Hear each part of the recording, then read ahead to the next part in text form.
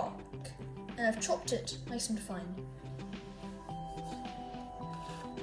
I started off by collecting bark from the forest. I've ripped off a small bit, like this. Then, I will snap the pieces in more manageable bits to cut.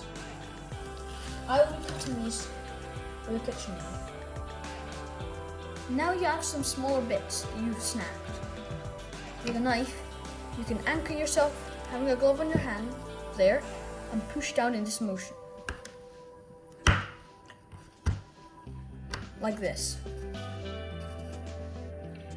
After about half an hour of this, and repeatedly going over it, I got all of this. This is great for gravel effects on your terrain.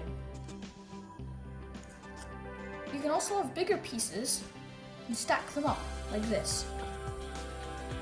This is also good. To have a bit of variation in your terrain, I suggest you make some small pieces, medium pieces, and large. If you carefully sprinkle these over your terrain, it'll give a nice effect all over. If you liked the video, click the like button and subscribe. If you want to get notified when I post more videos, click the bell icon.